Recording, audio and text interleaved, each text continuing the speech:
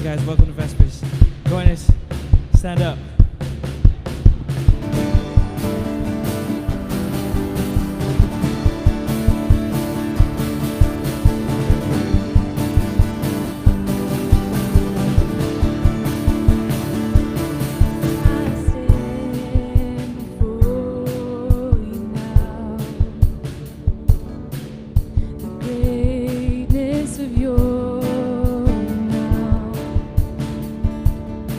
I have heard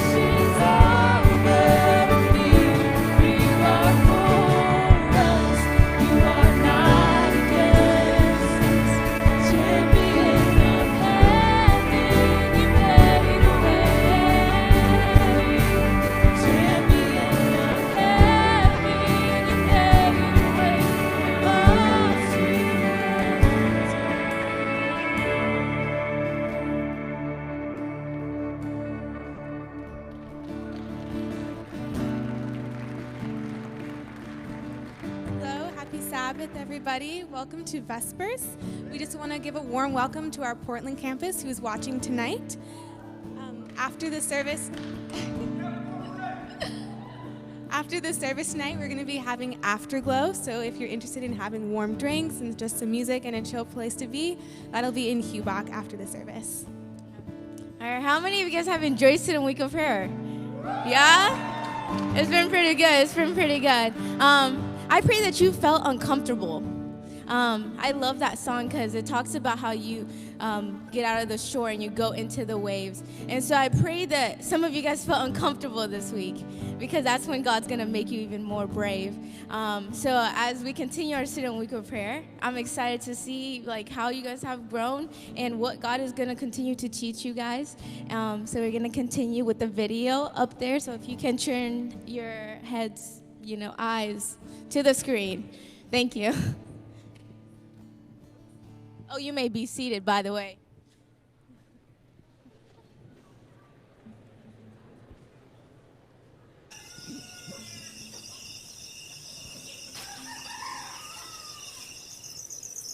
I never know what to expect in my life here in Chad. Each day brings something different. My life is different. But at the same time, it's not so different at all. We start our day together in worship and eating breakfast, preparing for our day. We each go to work or school, and when we come home, we have dinner, do chores, and simply enjoy each other's company. I'm an artist, so my job here is to make things beautiful. I work on a variety of projects, illustrating books, painting posters, and murals. But I feel like my true missionary work comes in just being me and living life with my Chadian family. We eat together, work together, play together, laugh together, and even cry together. Life here isn't without its challenges, but that's just how life is. It's in clinging to Jesus and clinging to each other through the good and bad times that we really find the love of God. We won't always get it right, but that doesn't mean we give up. God knows where we fall short, and He knows how to bring us back together, too. He's the one who will never leave us. I may only be here for a short time in the scheme of things, but my goal is to show these people the love of a God that will never, ever let go. I'm an artist, and as P.T. Barnum says, the noblest of art is that of making others happy. So let's show the world together what the joy of the Lord is really like.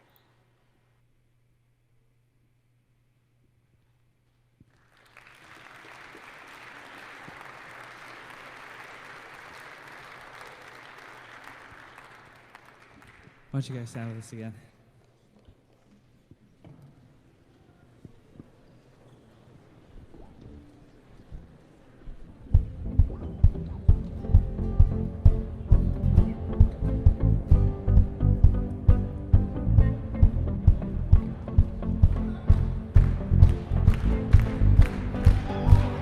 I was lost with a broken heart. You guys know the song.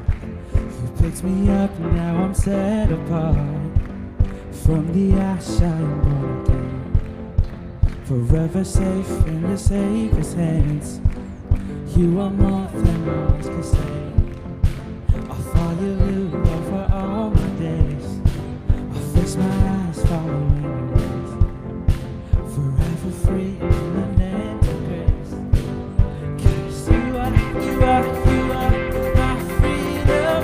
It's too higher. It's too higher.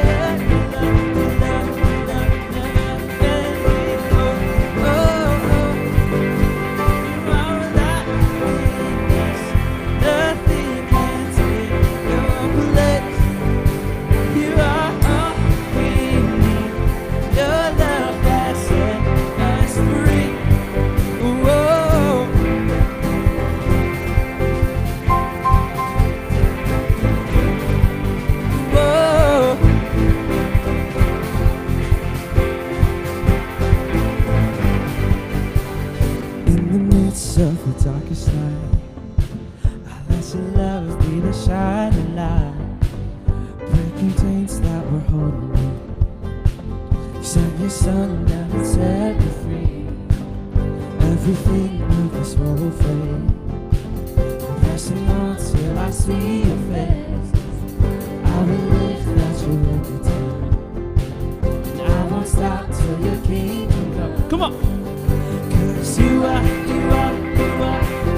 freedom. He lifts you higher, lifts you higher. Your love forever. Oh, oh. You are life in us. Nothing can take your place. You are all we need. Your love has set us free. Oh.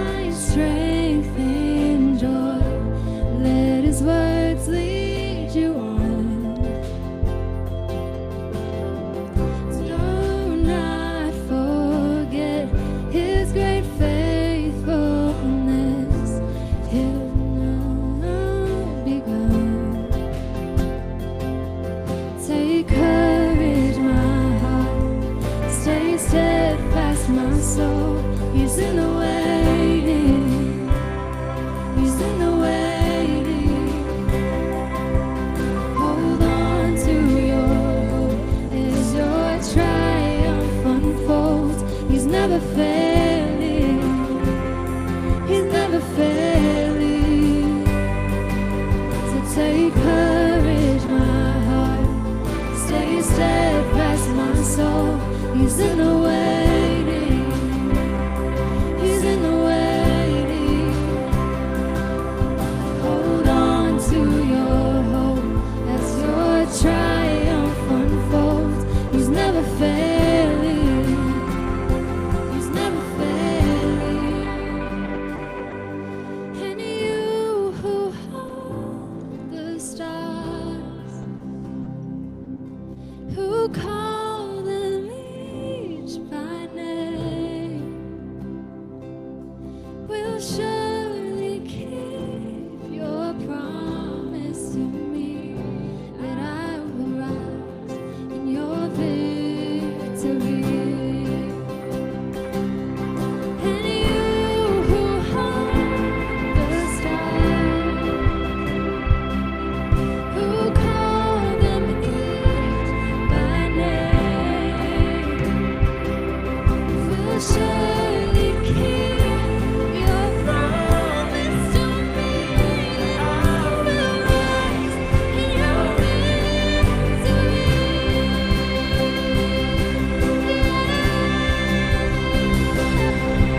Take courage, my heart. Stay steadfast, my soul. He's in the waiting. He's in the waiting. Hold on to your hope as your triumph unfolds. He's never failing. He's never failing. Take courage, my heart. Stay steadfast, my soul. He's in the waiting. He's in the waiting. Hold on to your hope as your triumph unfolds.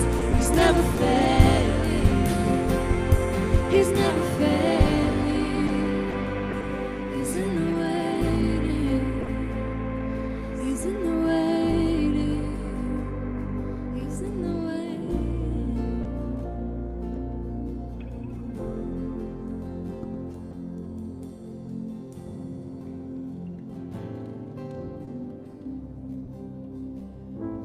The scriptures state that in Joshua 1:9, have I not commanded you? Be strong and courageous. Do not be terrified. Do not be discouraged. For the Lord your God will be with you wherever you go. And if you would, please take a moment and bow your heads with me in prayer. Hey, God, happy Sabbath. I just want to thank you so much for bringing us through another week, for helping us on slippery roads or challenging assignments in school. And as we come here tonight, please give us a double portion of your Holy Spirit. Live in us and bless us as we worship you tonight. Thank you so much. Amen. Please be seated.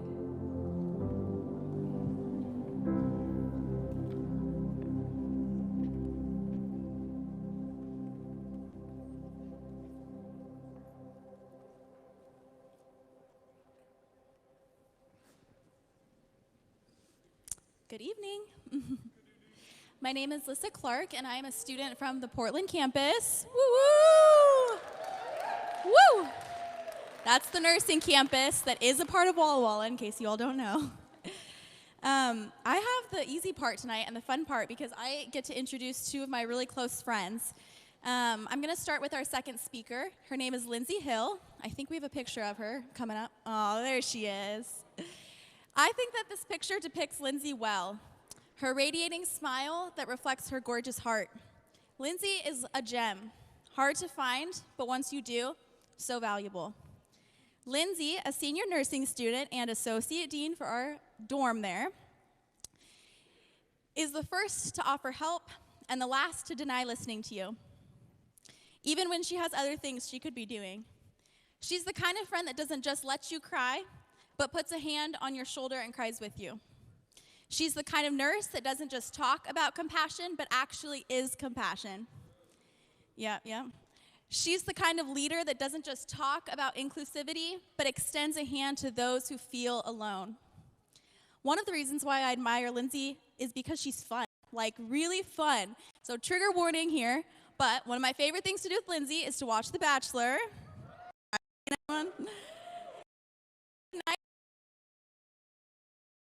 Up on the lobby couches, Lindsay is always the loudest to laugh when a contestant talks about their deep love for Peter the pilot.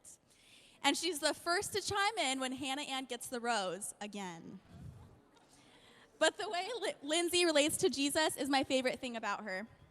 When Lindsay talks about God, she shines, truly shines.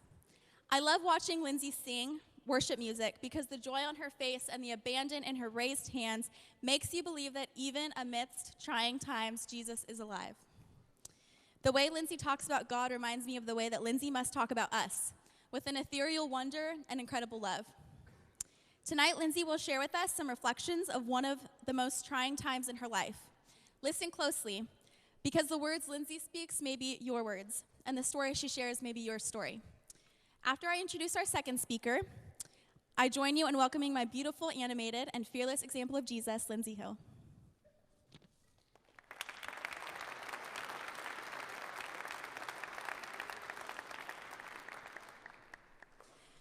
Ronald Cameron. Oh, Ronald Cameron. I affectionately called Ronald my younger brother because even though we're not related and he is older than me, he's the only person I know that has the capacity to act both like a 40-year-old and a 4-year-old within the same minute. So let me tell you about this brother of mine. Ronald is the kind of brother that creeps behind you, waits until you put food in your mouth, and then whispers in your ear, shocking you and scaring you and making you fall over. He's the kind of brother that FaceTimes you just so he can show you his derpy, derpy face. Ronald is the kind of brother that knows every Slipknot song. He must sing it in his sleep, I don't know. But these examples don't even begin to describe the kind of person Ronald is. Ronald is undeniably and authentically kind. He's the confidant that sits in the car with you when you cry, the sweetheart that surprises you with homemade cheesecake. He makes good cheesecake, people. And the man that inspires you to have a marriage just like his because he's so in love with his wife, Jennifer, who, by the way, is way out of his league.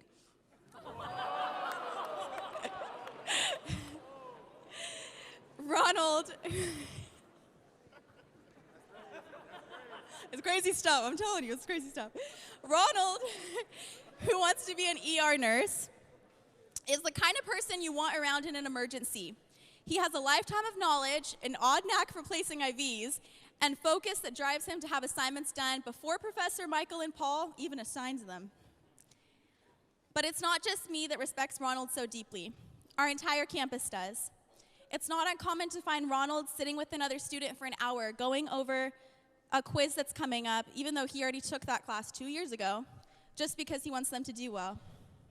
Ronald is every guy's favorite workout partner and any girl's favorite person to ask for relationship advice. Let's bring it back, people. Let's bring it back. Anyone who knows Ronald knows that he would do anything for people because people are his priority. Ronald has a special way of making people feel like they are perfectly okay to be just who they are. Ronald is the guy that every person hopes they can be like and that every person hopes that they know.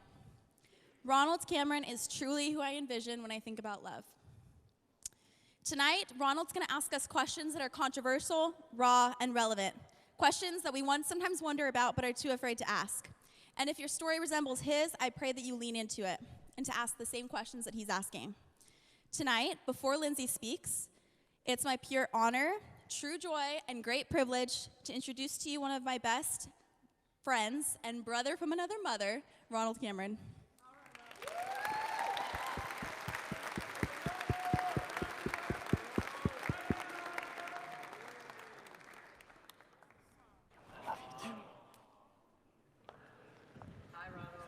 What's up?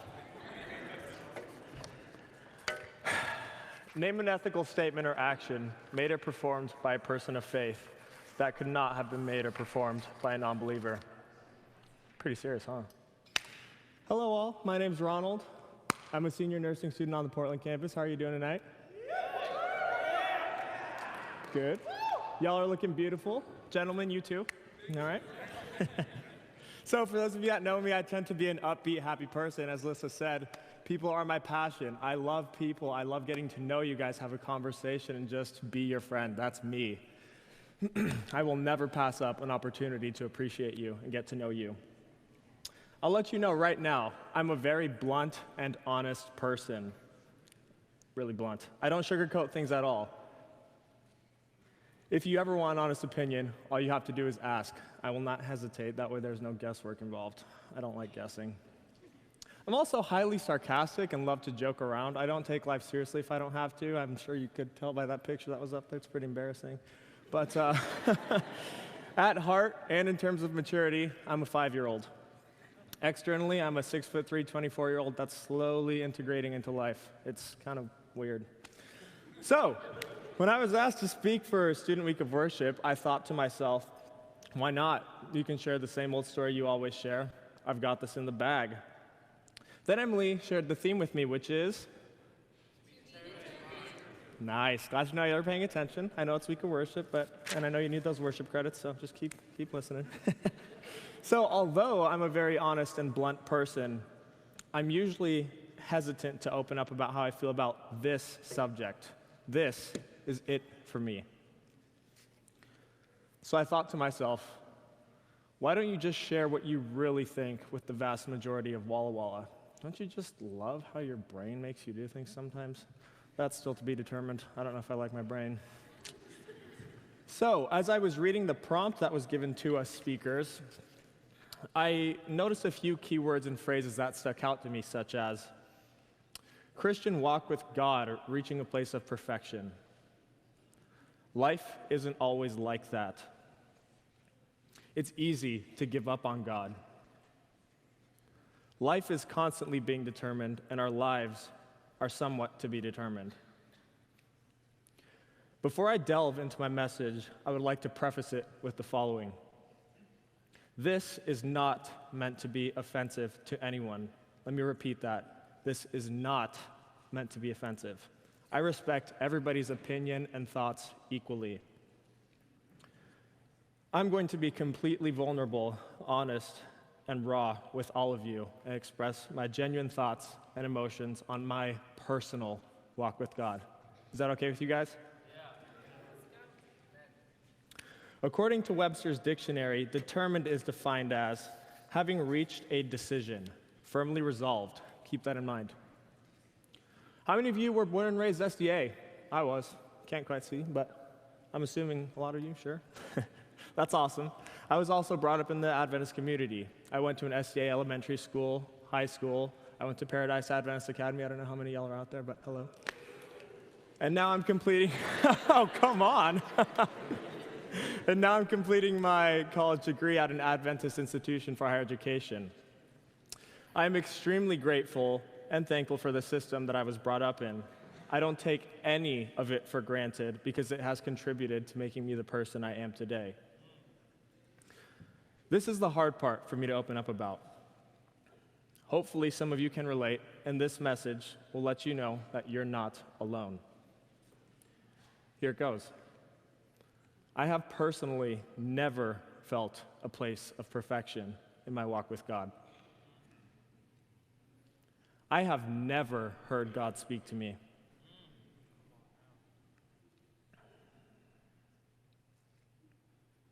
I have never felt like I have been in the presence of God. If I'm being honest with you, I feel like I've been a hypocrite for most of my life. In fact, I'm not even sure that there is a God. It's hard for me to believe in something when I can't see it, feel it, hear it, and it can't be proven for 100% certainty. I'm honestly incredibly envious of people that have felt those emotions and had those walks and talks with God. What does that feel like? Can somebody please describe it to me?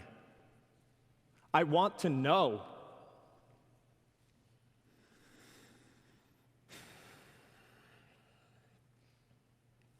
How can you be so certain that God was communicating with you?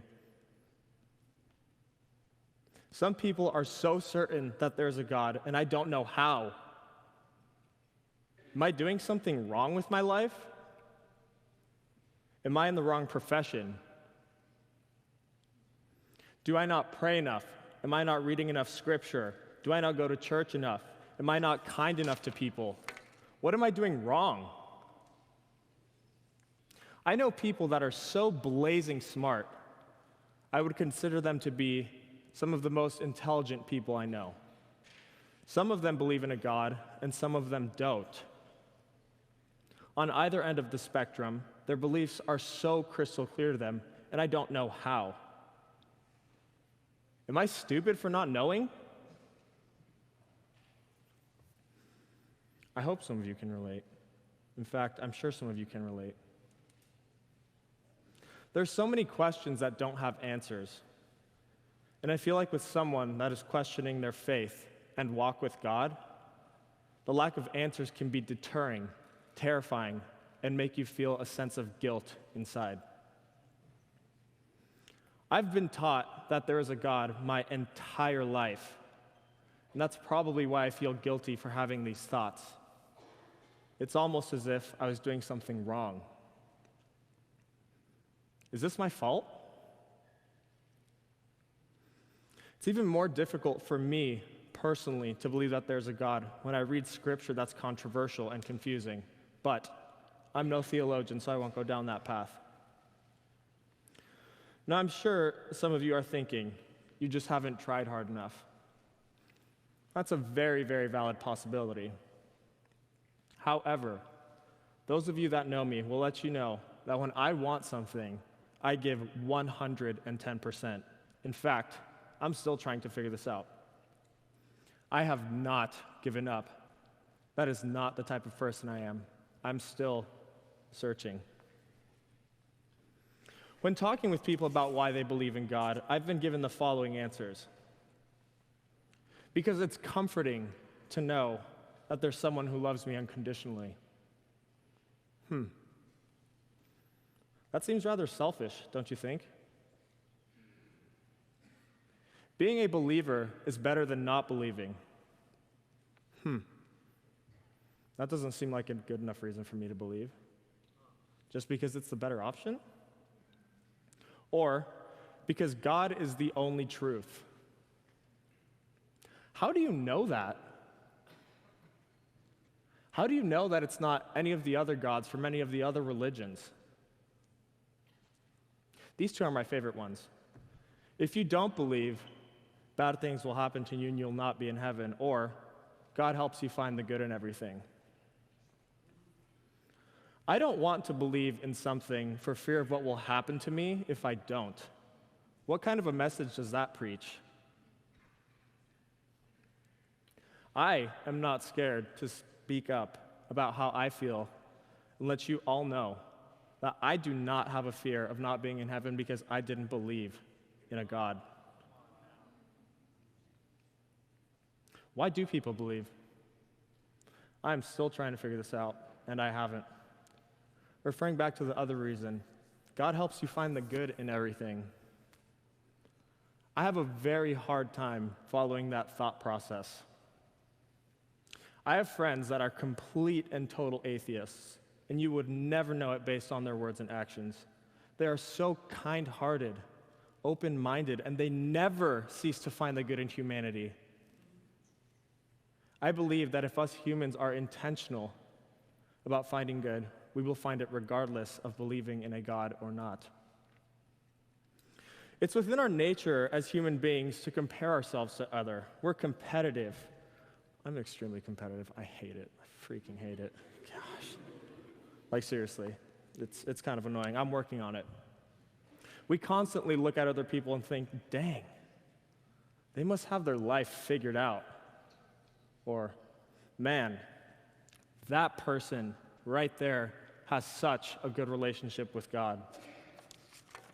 I wish I had that. Or that person is so smart and gets such good grades. I wish I was like them. Dang, they're so good looking. What happened to me? I'm constantly asking myself that one. Man, especially after seeing all you beautiful people. Want some advice? Stop comparing yourself to other people. That will literally get you nowhere. Chances are, their life is just as chaotic and hectic as yours. It's rare that what you see is who someone really is. Focus on what you can change about yourself for the better. Don't let your insecurities get the best of you. And do not ever let the thought creep into your head that simply because your relationship with God is not what everybody else portrays, that you are doing something wrong, because you're not. No human has the right to tell you otherwise. There's a quote by Shannon Elder that says, "Courage doesn't happen when you have all the answers. It happens when you are ready to face the questions that you have been avoiding your whole life." Think about that. I encourage you to constantly examine and question what you believe in.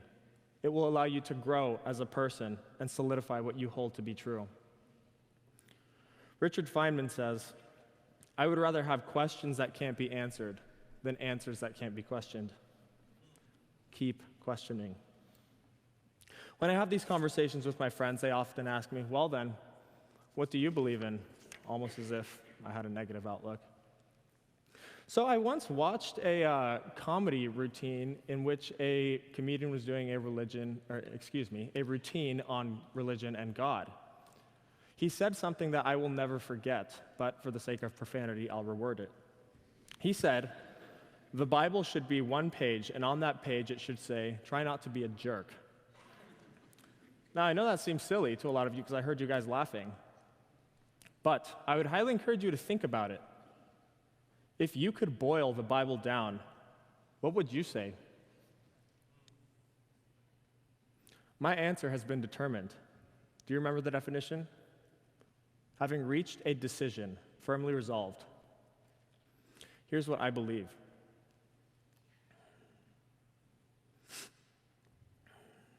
If there is or is not a God, I believe in treating others with kindness and love, because that's one of the few things that are certain in this world. I do not believe it takes faith in God to have a moral compass pointing in the right direction. I believe in cherishing and enjoying each other's presence while we have the opportunity. I have learned that the very hard way. I believe that no matter what goes on in this chaotic, hectic world, nobody will ever forget how you made them feel inside when you treat them with kindness, love, compassion, and respect. With all of that being said, I would be an absolutely huge hypocrite if I told you that I constantly display this attitude and live this lifestyle. I don't. Nobody does. I fall short and fail miserably. However, I'm constantly trying to improve myself and uplift those around me. I try to change what I can and make the most of it. So, where am I in my relationship with God? I'm confident enough to stand before you and say that I have absolutely no idea.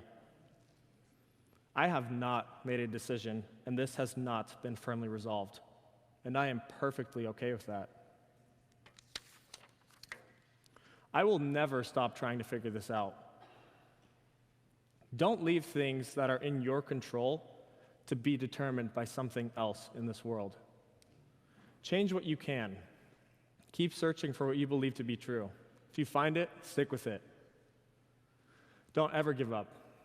Live your life, and most importantly, be determined.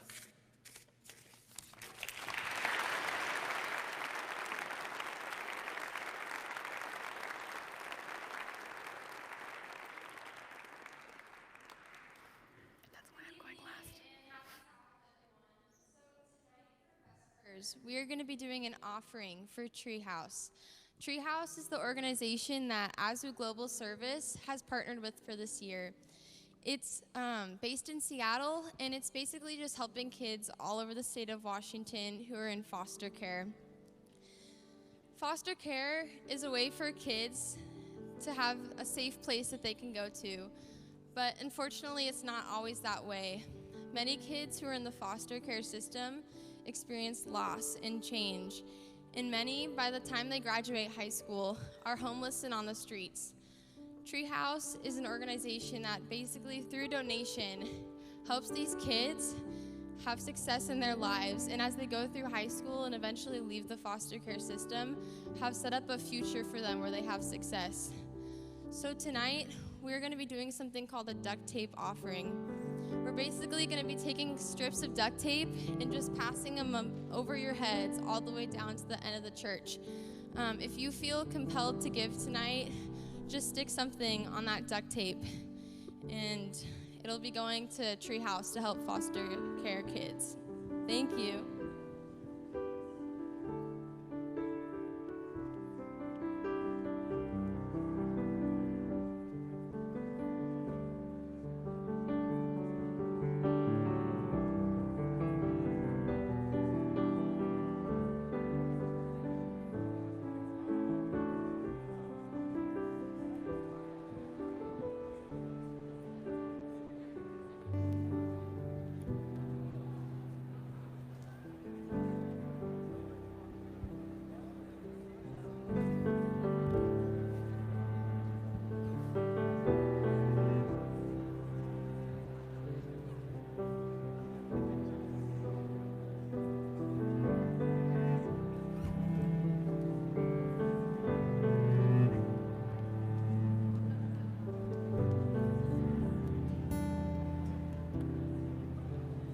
Take this fainted heart,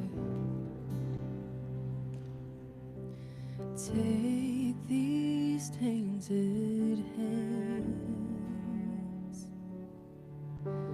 wash me in your love, and come like grace again. Even when my strength is lost, I'll praise you. Even when I have no song, I'll praise you. Even when it's hard to find the words louder than I'll sing your praise. I will only sing your praise.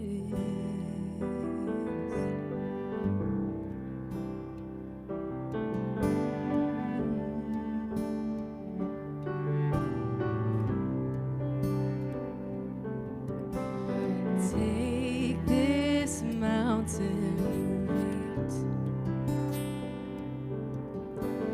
take these ocean tears, hold me through the trial, come like hope again. Even when the fight seems lost, I'll praise you. Even when it hurts like hell, I'll praise you. Even when it makes no sense to sing louder than I'll sing your praise. Oh, I will only sing your praise.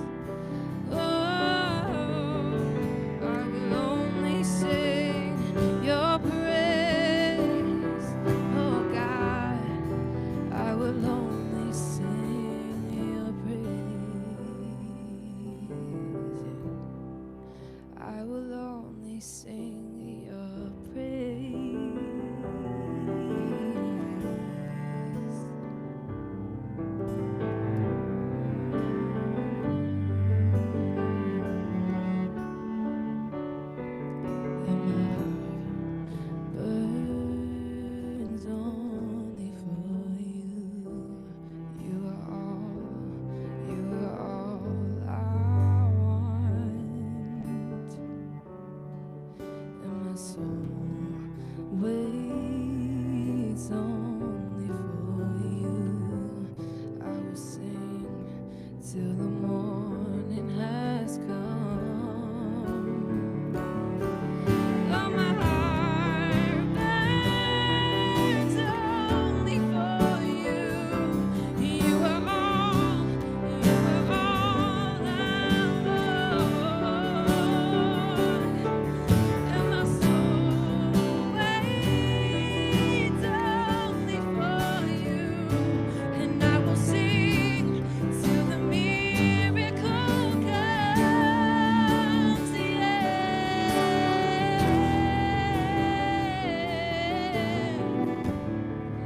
I will only sing your praise.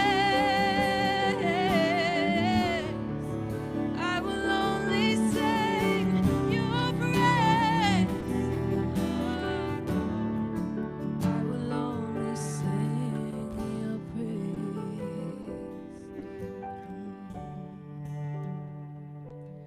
Even when the morning comes, I'll praise you. Even when the fight is won, I'll praise you.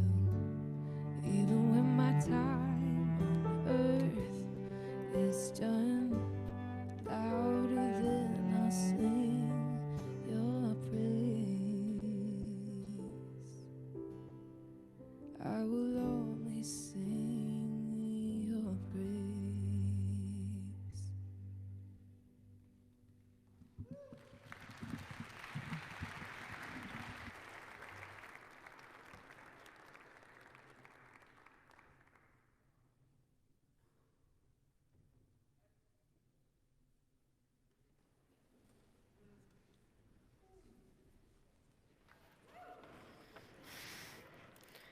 Aw, you guys are so sweet. Wow, you really cannot see anyone. That's probably a good thing. Oh, I'm nervous. You know, public speaking. Oh, dear God, please just be with me tonight. Be with all of us. God, calm my nerves. Thank you so much for giving me these words. And I ask that whoever needs to hear them tonight, hear them, God. Thank you so much. Amen. My mom was one of the best people I have ever known. There's a family video that I really want to show you, but it's on a cassette tape. What is that, right? So I can't. But it's of my mom and I when I was a toddler. I had just gone out of the bath, and she was putting lotion on me. In the video, she was sitting on the ground, and I run into her arms, and she hugs me tight. This is one of my favorite memories of my mom because I could see how much she adored and loved me. My mom was the picture of Jesus in my life. I did not realize this until her death in 2017, December. I have tissue, just in case. Growing up as a child, my dad worked so that my mom could stay home with me. My mom was my absolute best friend. So when she passed away, I took it pretty hard. I started questioning why God would take her away from me. She was only 2 months shy of 50 years old. It was too soon. She was supposed to see me graduate, get married, have kids. I was angry at God for taking her away from me. I had decided to take some time off of nursing school and moved back home after my mom passed away. My dad and stepmom opened up their home to me and my 9-year-old German Shepherd, Harley, and we moved in after my mom's funeral in January.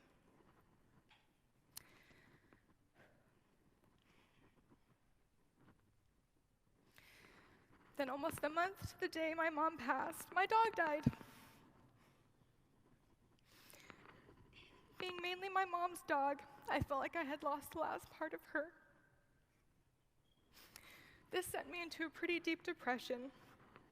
I remember screaming at God and asking him why he would let this all happen. Didn't he care? I thought he loved me. Why all of this pain? There were days I would just sit in my bed and stare at the wall. I was numb and heartbroken. I never went as far as to think about ways to end my life, but once I questioned if anyone would even miss me if I were gone. Months earlier, I had committed to doing music at my church's annual women's retreat, taking place in March 2018. I really, really wanted to back out. I did not feel like I had the emotional energy to sing or even go on a retreat that my mom and I usually attended together. My guilty conscience got the best of me, however, and I ended up honoring my commitment. God used that weekend to bring me out of a dark place. Many of us decided to watch the movie The Shack. If you don't know anything about that story, it's about a man's encounter with God after experiencing something extremely tragic. I'm not saying that I agree with everything in the movie, but it completely changed my perspective. Without giving too much away, God is portrayed as a woman. I had never thought about God that way before. I've always pictured him as a father figure. When I saw that, it hit me. My mom was the picture of Jesus in my life. I realized then that if God loved me even half as much as she did, that is a lot of love. And he loves me even more than she did, more than I can imagine. I want to tell you a little bit about my mom. She had the most amazing smile. She's just so beautiful, I just had to share. I could hear her laugh above any noise in any room. Sometimes, honestly, embarrassed me, but I grew to love it. She went out of her way to make others feel welcome and accepted. She always had time for me. She gave the best advice and the best back scratches ever, you know, the kind that only moms can give. From the outside, my mom seemed perfect. There was one thing, however. My mom had suffered from chronic kidney failure her entire life. A doctor once told my aunt, you know how sometimes you just feel so exhausted that you don't want to get out of bed? Well, it's like that every single day for her, and it's 10 times worse. You would have never guessed this with the way she led music at church and as a church elder, the way she smiled and laughed, the way she put others' needs before her own. And it was genuine, not an act she put on for the people at church. She was like that at home as well. My mom had been through quite a few hardships in her life: poor health since the age of 10, many miscarriages, the loss of a baby before I was born, raising me as a single mother until 18 months old, my cancer scare at the age of 9, divorce, financial struggles, almost losing her life as her second transplanted kidney of 15 years failed, dialysis, which is like an artificial kidneys when your kidneys don't work, and pain in her hip with every step without enough medical coverage for treatment.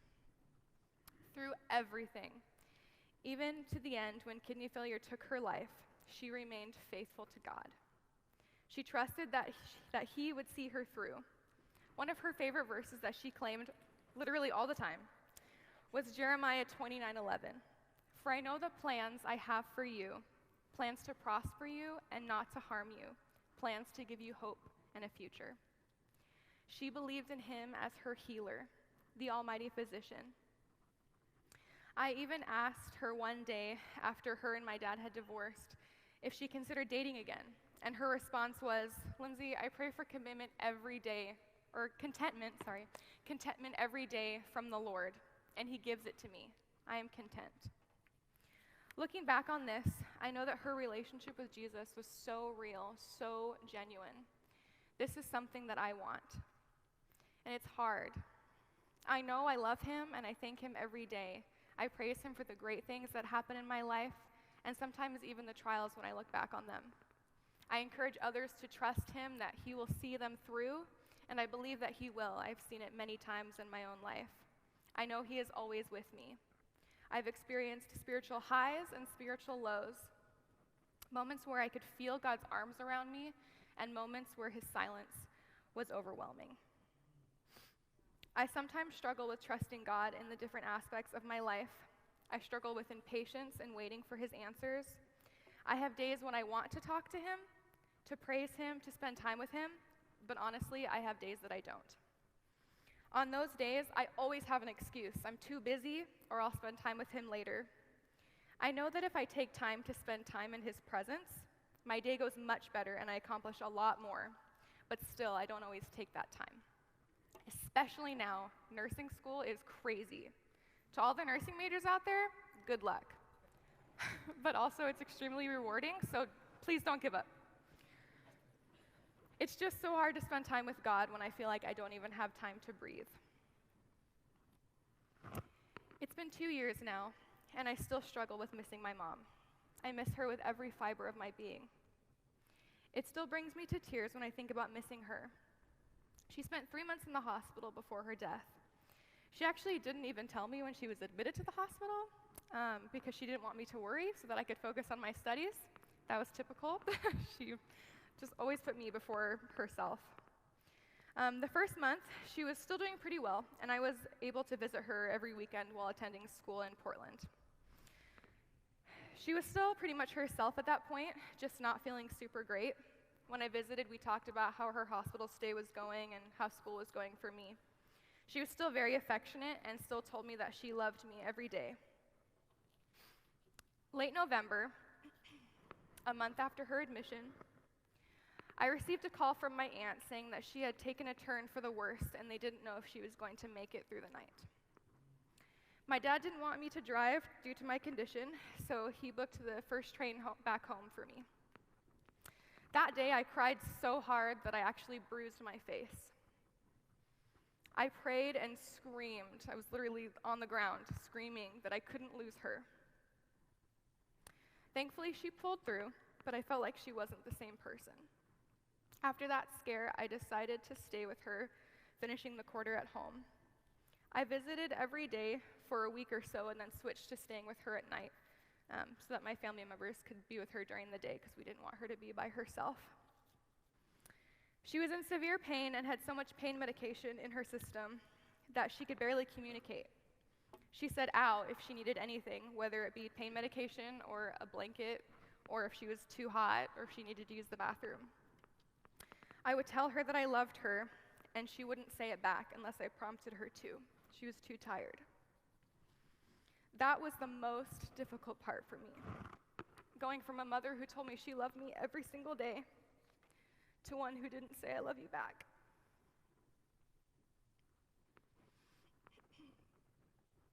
In the middle of December, my family and the nursing staff thought it best that I not stay the night anymore so that she could heal and that I could actually get some rest. I still remember one day when she was on the ventilator, I was holding her hand and resting my head on her arm. All of a sudden, I felt her stroking my hair. After not hearing I love you for a month and a half, this made me so happy that I started to cry. On December 28th, I received a call from the hospital at 6 a.m. saying that she wasn't doing well and that I needed to come in. I remember speaking to the doctor about her chances to pull through at this point, and the doctor said that her chance of survival was 1%. After hearing this, my family and I decided to let the nursing staff just make her comfortable so she could fall asleep as painfully and as peacefully as possible. She continued to hold on for a while, my family and I in tears. And that afternoon, I remember whispering to her that it was okay for her to let go, that I'll be fine. About an hour or two later, her body started to shut down. They turned off the ventilator and her monitors, and we let her go. That was the hardest thing that I've ever had to do. Later, I found out that 4 days before she passed away, she told my aunt that she didn't think that she was going home. She made my aunt promise to take care of me, should she not make it. She always cared for me and loved me, even to her last days. The selfish part of me wants her back, but the other part of me knows that she's not suffering anymore. And what a blessing that is. And when she wakes up, she gets to see her Jesus with her own eyes. And I can just imagine the joy in her heart as he hands her her little baby boy that she lost. I know that spending eternity with Jesus is what she always wanted. I want to live like that, to trust in him completely with every aspect of my life, to live for spending eternity with Jesus.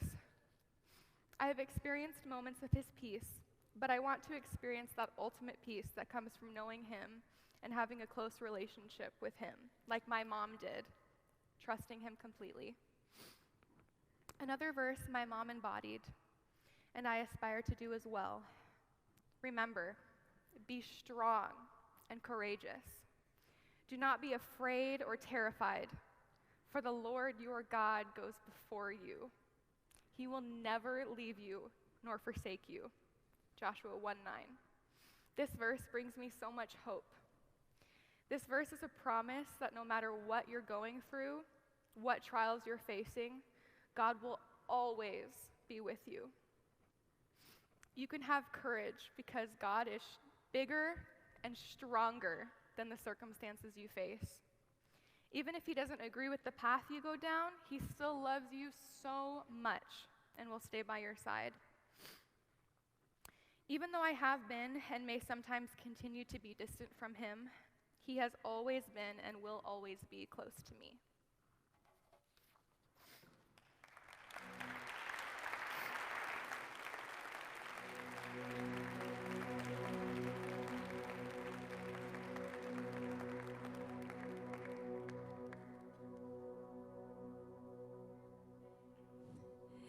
There have been many speakers this week. There have been many voices, many speakers this week that have touched on many issues. And maybe you have connected with one of them or all of them. And the As a Spiritual team didn't want an opportunity to go by without reaching out to you students of Walla University and seeing if you wanted to maybe connect with a chaplain or an As a Spiritual member and have a conversation with them. If you wanted to join a small group or if you just simply wanted prayer. And so in your pews, there should be some decision cards or just cards where you can fill out and say, hey, I want to join a small group or I just simply want prayer. And if during this next song, if you want to fill those out, the RAs will be collecting them. And even if you are a village student, the RAs will still be collecting them and getting them to us. Thank you.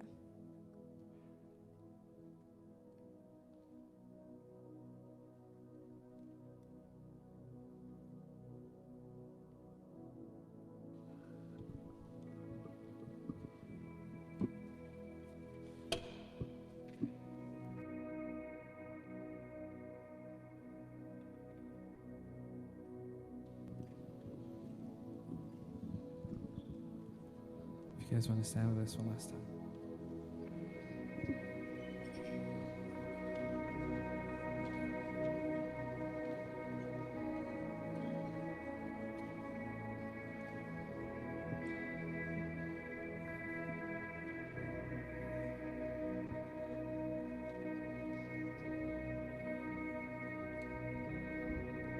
Who can melt the hardest heart?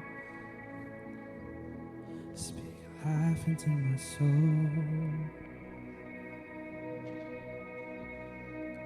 And who can spin the world around and hold me ever close? And who can search the depths of me and love me to the core? And who can trust the world I see and walks me through it all?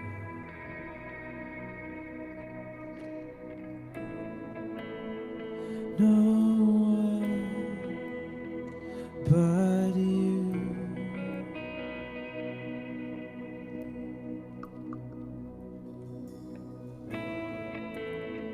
No one but you.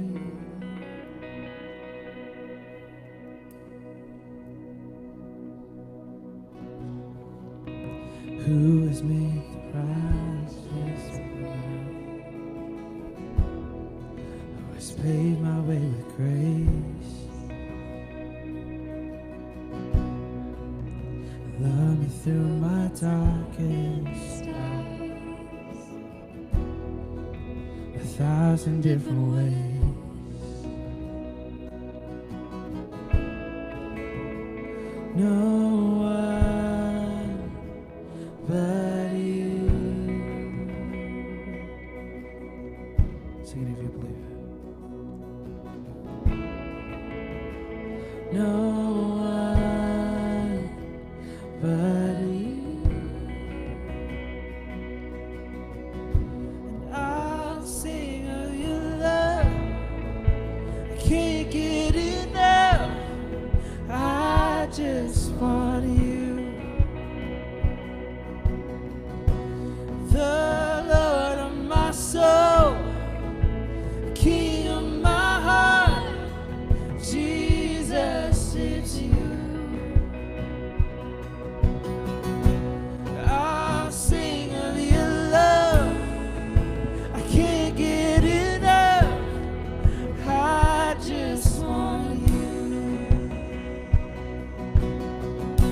The Lord of my soul, King of my heart, Jesus, it's you.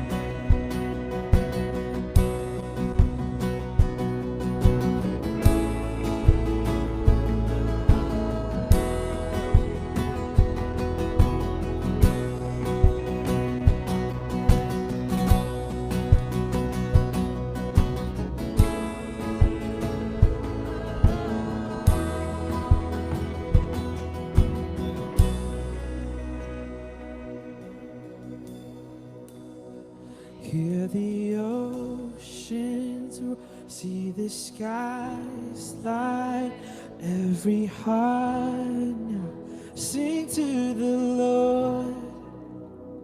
Hear the rocks cry out, see the mountains bow, every heart come worship the Lord. Hear the oceans roar, see the skies light up, every heart now sing to the Lord. Hear the rocks cry out, see the mountains bow, every heart now worship the Lord. Hear the oceans roar, see the skies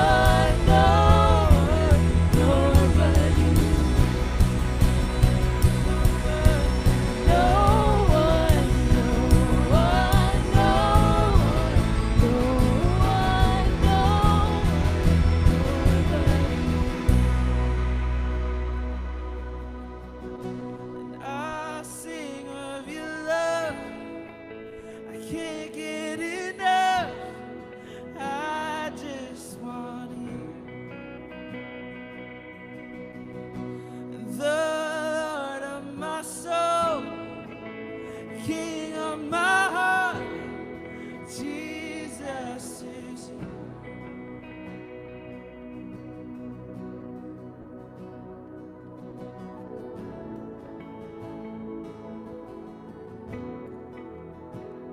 Please bow your heads. Dear Heavenly Father, I pray that we will leave here inspired, renewed, and changed by the words that have been spoken. God, there's no one but you, and I pray that we will make a choice to follow you here this week and this evening. And I pray that this will affect how we treat one another and just how we go about our lives. And I pray this in your name, amen. You may be seated.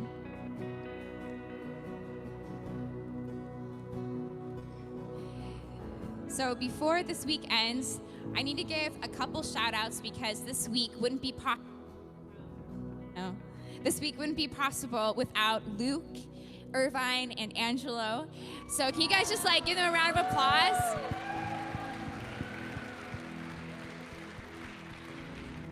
They have done such an amazing job being here almost every evening, practicing for hours to make sure that we have incredible music. And also to the sound people as well. They